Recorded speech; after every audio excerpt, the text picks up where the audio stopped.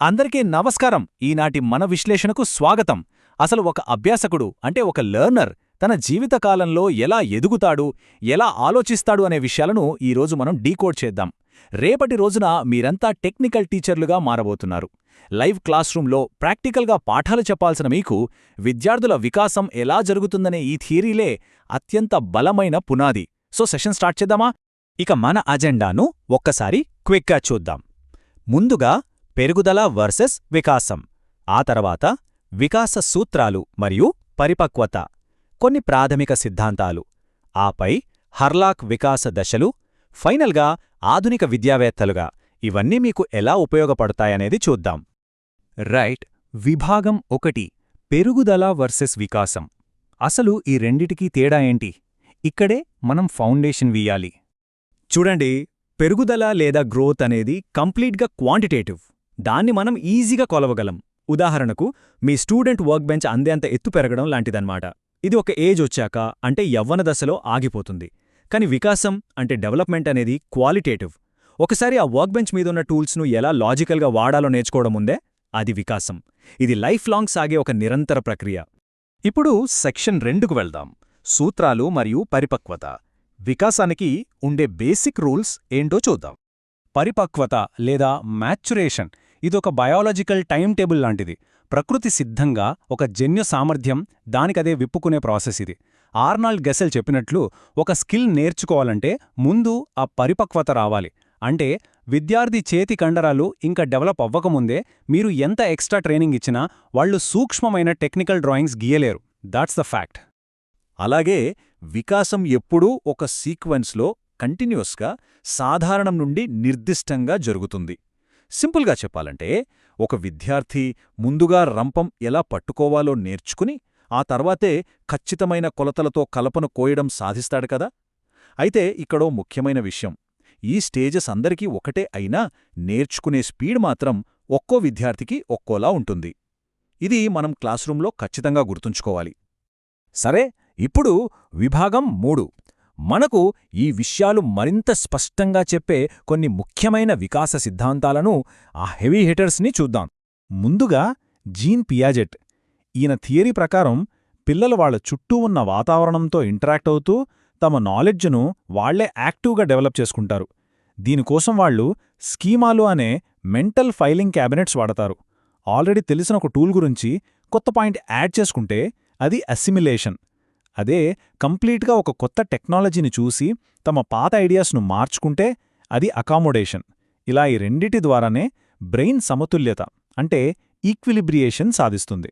ఈ టైమ్లైన్ చూడండి. పుట్టినప్పట్నుండి sensorimotor, pre operational stages ద్వారా పిల్లలు ప్రపంచాన్ని అర్థం చేసుకుంటారు.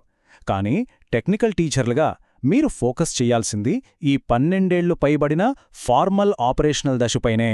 ఇక్కడే అసలైన మ్యాజిక్ జరుగుతుంది. విద్యార్థులు కాంప్లెక్స్ మెషినరీ పనితీరును, అబ్స్ట్రాక్ట్ లాజిక్ను క్యాచ్ చేయగలిగేది ఇక్కడే. అయితే ఇది కేవలం మెదడుకు సంబంధించిన విషయం మాత్రమే కాదు కదా. ఎరిక్ ఎరిక్సన్ ఇదే చెప్తారు.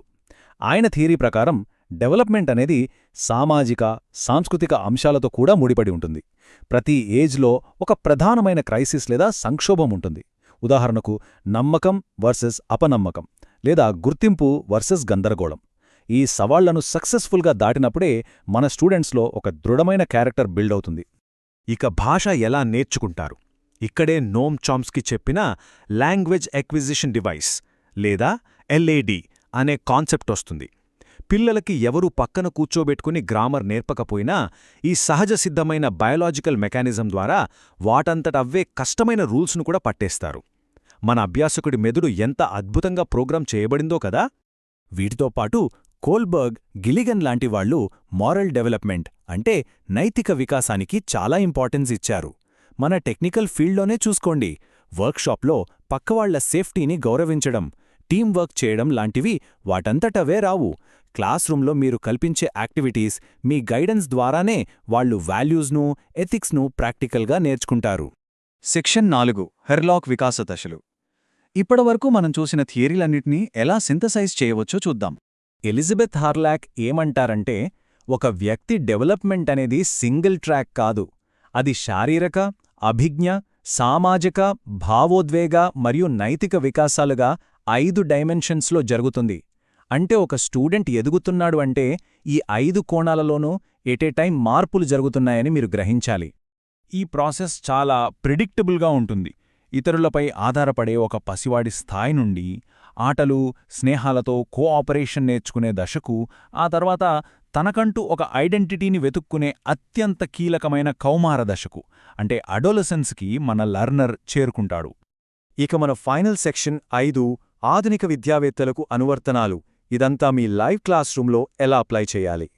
ఇవన్నీ చూశాక ఒక టీచర్గా మనకు అర్థం కావాల్సిందేంటంటే, డెవలప్మెంట్ అనేది ఒక holistic process. Student physical capacity, వాళ్ళ ఎమోషన్స్ అన్నీ ఒకదానికొకటి ఇంటర్లింక్ అయ్యుంటాయి. ముఖ్యంగా ఈ కౌమార దశలో ఉన్న టెక్నికల్ స్టూడెంట్స్ ఐడెంటిటీని మనం ఖచ్చితంగా రెస్పెక్ట్ చేయాలి.